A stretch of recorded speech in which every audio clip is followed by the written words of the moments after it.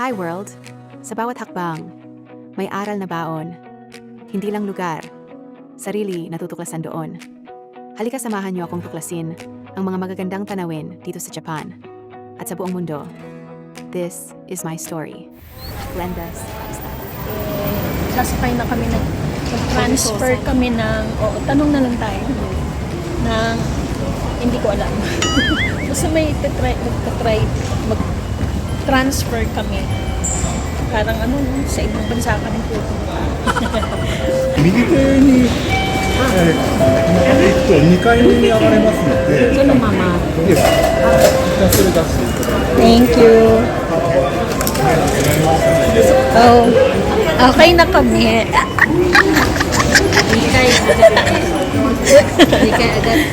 Nikay daw kami sa taas ng langit. No time limit. Oh. Ha? Ay, ano? Sa Nikay.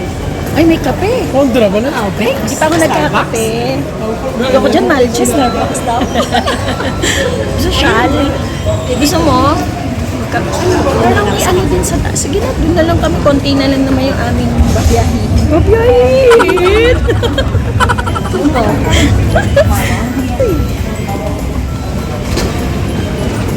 Yan. Going up na si Ateng. Bye! Punta kami kasi wala pa kami mga magmo-morning breakfast na lang kami. Yan.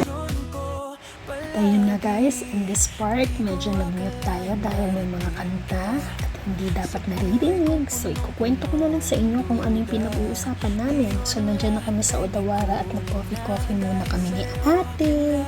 Kasi po medyo napaaga yung aming biyahe dyan. So, nagkukwento lang kami about yung travel. Kain muna tayo. Sa inyo ang unang subo. Kagat pala. Sorry. So, ayan. Masaya naman yung aming biyahe. So, yun nga, like I said, napaaga kami. So, tambay muna kami dito sa coffee shop at maghahanap kami ng masasakyan namin dito ni ate. Kasi, hindi namin alam kung magbabas kami o magte-train ulit kami. Pero, pinili namin yung mag-bus para mas maganda yung view na makikita namin. At syempre, may share din namin sa inyo. So, may marami kang mga gustong plano ni ate, pero syempre, plano lang yun. Paunti-unti naman, gusto namin mag-travel. Of course, dream namin dalawa yan. Kasi kahit nandito kami sa Japan naman, hindi rin naman kami talaga nakakapasyal. So, kung ano lang yan nakakaya namin bilhin or pupuntahan para ma-share sa inyo lahat, pupuntahan naman namin basta dito sa around Tokyo. So, mind you guys, at andito lang po ako sa malapit or part of Tokyo, and syempre pwede rin sa Yokohama. So, yan yung mga pupunta-puntahan natin.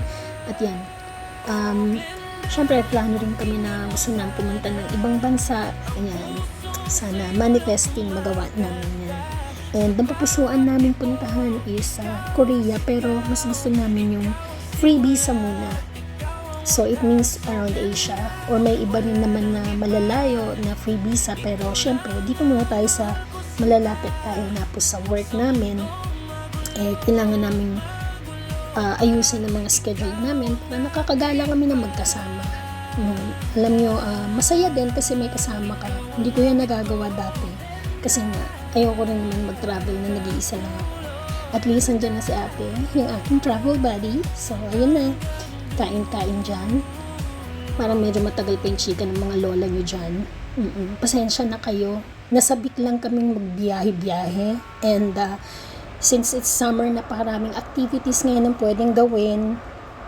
Since summer na, actually hindi pa naman talaga. Pero yun, gala na tayo sa Hakone, guys! Saan yan? Odawara. Rope muna tayo. Hindi daw. Ikanay? Oo. Tapos napapunta doon. So, sa ropeway muna kami. Tapos bago sa iba. So, mamaya ulit. See ya! At ayan nga ulit, nag-voice over ako dahil may music na naman. Sorry na po. Ang hirap lang voice over, pero Diyos ko, ang ganda nito, promise. Ang dali lang ha. lalabas na muna kami. Nawala-wala si ate dyan. Ayan. O, shortcut ko na. At ayun, makikita niyo na. Tadaan! Ako nasisigaw. Oh, ako Dani. Welcome. Napakagandang lugar. O, tuwang-tuwa si ate. Napasayaw siyang ganon. Ayun, may mga nag-emote na sa gilid-gilid, diba? Sa gedli-gedli. At mapapawaw ka talaga. Nga lang talaga. Naging tsaka ang mukha namin dyan. Sa lakas ng hangin. Ay, naku. Ang bangs ni ate. Naghiwalay. Kanina straight yan eh. Magkasama talaga sila eh. May sumakay kami ng gondora. Sa lakas ng hangin. Magkakapit-bisig na kaming dalawa. Diba? Kasi nga nadadala kami sa lakas ng hangin. Meron nga dyan, lumipad na yung sombrero. Pero tignan naman guys, sulit na sulit, napaganda. Sobrang marirelax ka kahit ang lakas ng hangin. So yun, gusto namin puntahan pa yung dulo doon. Kaya sama na kayo, mamaya-maya. Makikita nyo pa, oh. Ha? O, diba? Diba matayakap kami? Kasi nga ang lakas ng hangin. Diyos ko, day. Oo, pero enjoy talaga kami, napakaganda. It's Owako Dani Hot Spring po siya. Diyan kayo makakabili ng itim na itlog na pinakuluan sa bulkan na sumabog. Tama ba? So, yun na yun. At ayan na nga yung mga umiyage. Pasalubong. Diyan kayo makakita ng mga itlog na itim. Ay! Ganon. So, ayan. Sakay na kami ng bus. At yun, may mga naririnig akong mga music, kaya pasensya na, muted tayo ulit. So, ayan.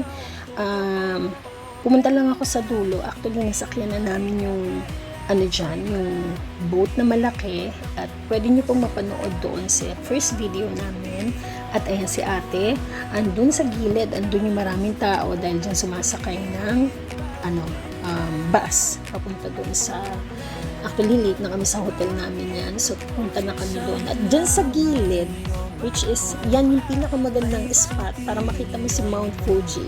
Hindi po namin napuntahan kasi nga tanga-tangahan. Hindi po talaga namin alam. Kaya hindi naman sayang because ang ganda naman talaga ng lugar. Hindi lang siya namin napuntahan. Yung park na yun, hinahanap namin medyo lakad-lakad ka lang. Shoteng guy, bago kami umuwi, kagabi, andito kami pero sarado lahat. Parang day off. Ngayon, ang daming tao. Dami ng mga open. Dito kami. Dami nakapila. Yes. Ayun o. Dito yata yung maraming kainan. Daming tao. Kita niyo yung kanilang mga luma style na parang masarap yung kinakain mo. No? Di ba magagaya tayo mga kakainin nila? Kasi magla-lunch na kami dito tapos uwi na kami. Paano masarap? No? Ayan na. So, hanap na. Ha? Ang dami tao. Okay. Welcome here in Atami Sun Beach. Ganda niya, ang linis. Kanina andun kami. Doon.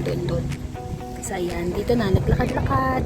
And this is what we see. Ang ganda ng lugar, grabe. And that's my ate. O, diba? Ayan, nila. Ayan, pag mga mayaman mga yate. Puntahan natin. Okay, look at that. Beautiful. Parang liwanag sa dilim ng gabi. Ikaw ang sagot sa bawat bakit ko lagi. Hindi ko alam kung sana all time may yate. Gusto din namin magpunta doon pero siguro next time. Paplano namin ulit siya. Mainit-init na pero hindi pa rin naliligo yung mga tao bawal pa yan. Meron silang specific date na pwedeng mag-start maligo yung mga tao. And look at that. All of those beautiful yate. Look at that. Diba? Mukhang ito yung pinaka ganda. Diba? Or maybe yung iba, mga renta.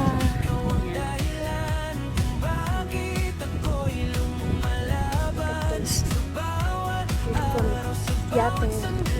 ikaw ang inspirasyon ko palagi.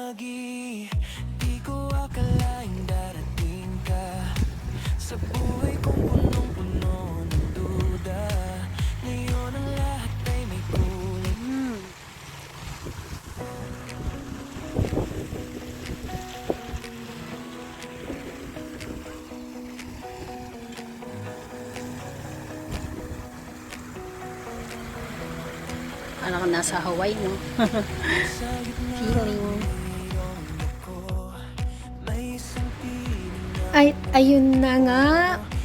Guys, aakyat tayo sa medyo elevated na lugar para mapakita ko sa inyo ang buo 360 na view ng Atami Sand Beach. Ay, ang ganda niya, oh. Kahit hindi namin na success yung pupuntahan talaga namin na Hakone, Mount Fuji, kasi nga nagkamali kami kanina, pasensya na po at hindi namin naipakita sa inyo. Pero Diyos ko dahil, dito kami napunta sa Atami, magre-reklamo ko pa ba sa ganitong gandang lugar? Nakaka-relax.